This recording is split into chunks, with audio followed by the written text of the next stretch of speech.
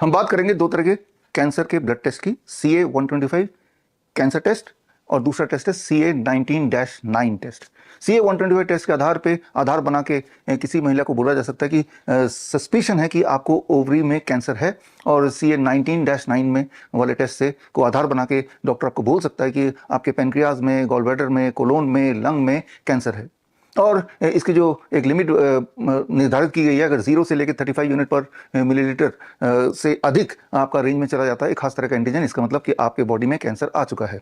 तो ऐसा बोल के डॉक्टर्स आपको आगे प्रेरित कर सकते हैं कि आपको बायोप्सी कराना चाहिए, कीमोथेरेपी कराना चाहिए, रेडिएशन कराना चाहिए, तो उस चक्रव्यूह में आपको फंसा सकते हैं। तो आपके लिए जानना जरूरी है कि CA-125 टेस्ट का सच क्या है, CA-19-9 टेस्ट का सच क्या है। इसको जानने के लिए एक छोटा सा, मैं समझाने के लिए छोटा सा एग्जाम्पल दे रहा हूँ। एग्जाम्पल कॉइन टॉस का है।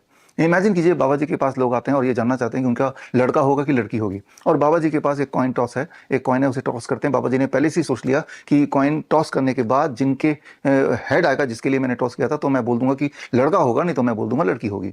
अब क्या चांसेस हैं कि बाबा जी करेक्ट होंगे? आपको पता है कि 50% चांसेस हैं कि बाबा जी करेक्ट होंगे, क्योंकि या तो लड़का होगा या लड़की होगी। इनफैक्ट कोई ऐसा भी हो सकता है जो प्रेग्नेंट ही नहीं है, और वो भी अगर बाबा जी के पास पहुंच जाए और बाबा जी फिर भी वही करेंगे कि मैं टॉस करके बताएंगे और बता देंगे कि आपको तो लड़का होगा कि लड़की होगी। तो एनीवे कुछ तो लोगों का ये कोइंसाइड कर जाएगा कि जो बाबा जी ने बोला वही सत्य निकलेगा। जो मैंने आपको उदाहरण दिया है, ये उदाहरण बिल्कुल बिल्कुल CA-125 टेस्ट या CA-19-9 टेस्ट में ये कुछ ऐसा ही है, उसको आप एसोसिएट कर सकते हैं, उसको उस तरह से देख सकते हैं। तो समझने की कोशिश करते हैं कि CA-125 टेस्ट या CA-19-9 टेस्ट ये कब इसके जो मार्कर है वो हाई होते हैं, या जो भी रेंज है उससे ज़्यादा कब होते हैं, 35 से ऊपर कब होते हैं। ये समझना होगा कि अगर आपके बॉडी में किसी भी तरह का छोटा मोटा इन्फ्लेमेशन है, नंबर 1। नंबर 2, अगर आपको इरिटेबल बाउल सिंड्रोम है, नंबर 3, अगर आप उम्र में 60 साल से ऊपर हैं, नंबर 4, अगर आपका मेंस्ट्रुअल साइकिल उस वक्त चल रहा है या चल के जस्ट खत्म हुआ है, नंबर 5, या फिर आपको कुछ भी नहीं, आप हर तरह से हेल्थी हैं, तब भी आपका टेस्ट रिजल्ट में हाई आ सकता है। ठीक उसी तरह से कि प्रेग्नेंट महिला भी अगर बाबा के पास पहुंच जाए, तब भी कॉइन टॉस करके वो बोल देंगे कि आपको लड़का होगा कि लड़की होगी। यानी कि ये टेस्ट उतना ही करेक्ट है या इनकरेक्ट है जितना कि कॉइन टॉस हो सकता है। ये दिखने में आपको लगाएंगे कि ये कोई साइंटिफिक है, बट इसका साइंस बस यही है, it is just a random test. इसमें आपको समझना पड़ेगा कि मान लीजिए 100 हेल्दी इंसान ले लेते हैं आप, और उन 100 के 100 को ये दोनों टेस्ट करा देते हैं, तो बहुत चांसेस है कि उसमें से 1% से लेकर 10% का कैंसर दिखाएगा। इस टेस्ट के आधार पर वो कैंसर आ जाएगा।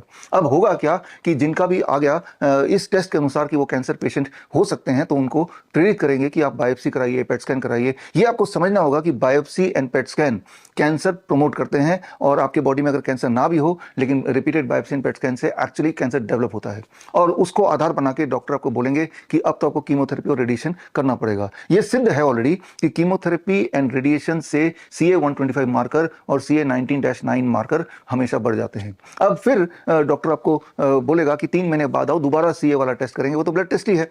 लेकिन जैसा कि मैंने आपको बताया कि इस कैंसर कीमोथेरेपी एंड रेडिएशन से ये दोनों मार्कर बढ़ जाते हैं। अब जब दोबारा जाएंगे, लेकिन अब आप कीमोथेरेपी रेडिएशन करा चुके हैं, और उसके बाद कुछ समय बाद आप दोबारा डॉक्टर के पास जा रहे हैं। अब जब आपका CA-125 या CA-19 बढ़ा हुआ मिलेगा, तो that was chemotherapy and radiation induced बढ़ा हुआ है, और उसको आधार बना के डॉक्टर बोलेगा कि अरे आपका तो कैंसर फिर से आ गया है।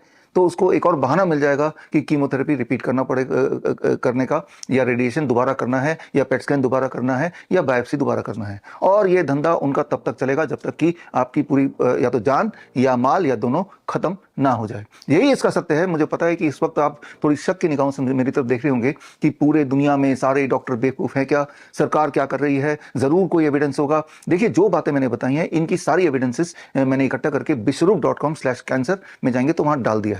वो सारे रेफरेंस पेपर पढ़िए, और उससे आपको पता चलेगा कि CA-125 टेस्ट या CA-19-9 टेस्ट ये उतना ही एक्यूरेट है जितना कि कॉइन टॉस। अगर आपको इतना ही शौक है ये पता करने का कि आप कैंसर पेशेंट है कि नहीं है, तो बजाय इसके कि आप ये इस तरह के एब्सर्ड ब्लड टेस्ट कराएं और उसको आधार बनाएं, आप सिंपली कॉइन टॉस कीजिए। मनी मन सोच लीजिए कि हेड होगा तो मैं मान लूंगा कि मेरे ओवरी में, मेरे पेनक्रियाज में कैंसर है, और टेल होगा तो मैं मान लूंगा कि नहीं है।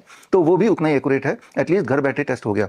तो मैं ये सारी चीजें क्यों बता रहा हूं, क्योंकि अक्सर मैं देख रहा हूँ जो पेशेंट मेरे पास आ रहे हैं वो इस तरह की रिपोर्ट लेके घबरा घबरा के आ रहे हैं। बाई चांस वो हमारे पास पहुंच गया तो हमने उनको सारी कहानी बता दिया और उस ट्रैप में फंसने से पहले ही उनको उस ट्रैप से बाहर निकाल दिया। मैं ये नहीं बोल रहा हूँ कि कैंसर असलियत में नहीं होती है, कैंसर असलियत में होती है। कुछ लोगों को ओवरी कैंसर हो सकता है, कुछ लोगों को पेनक्रेटिक कैंसर हो सकता है, लेकिन जिनको असली में पेनक्रेटिक कैंसर है, असली में ओवरी कैंसर है, क्या उनका CA-19-9 या CA-125 हाई ही मिलेगा? वो भी कोई जरूरी नहीं है कि जिनको असली में कैंसर है उनका लो आ रहा है, जिनको कैंसर नाम की कोई नामो निशान नहीं है उनका भी हाई आ रहा है। मैं फिर बता रहा हूं कि ये उतना ही रैंडम है जितना कि कॉइन टॉस है। यानी कि अगर बाबा जी के सामने कोई आदमी भी आ जाए तब भी अगर वो कॉइन टॉस यूज करे और बोले कि आपका लड़का या लड़की होगा, राइट, तो भी वो उतना ही आपने देखा कि इसका एक्चुअल रियलिटी से कोई साइंटिफिक बेसिस नहीं, एक्चुअल रियलिटी से कोई लेना देना नहीं है। It is just the law of probability. खूब सारे लोगों का टेस्ट करा दो, उनमें से 1% से 10% पॉजिटिव आई जाएंगे, उसको आधार बना दो और आधार बना के उनको बायोप्सी और पेट स्कैन के लिए मजबूर कर दो। और वो तो आपको पता ही है, और अगर आपको नहीं पता तो पता होना चाहिए कि biopsy, PET scan causes cancer, mammogram causes cancer, chemotherapy, radiation surgery causes cancer. ये जो मैंने बातें बताई हैं ये सारा कुछ मैंने लिखित में एक किताब मैंने 2023 में लॉन्च की थी। किताब का नाम है the rabbit tortoise model for cancer cure. ये किताब आप फ्री डाउनलोड कर सकते हैं विश्वरूप.com/ebook में जाके और इस किताब को पढ़ सकते हैं। अगर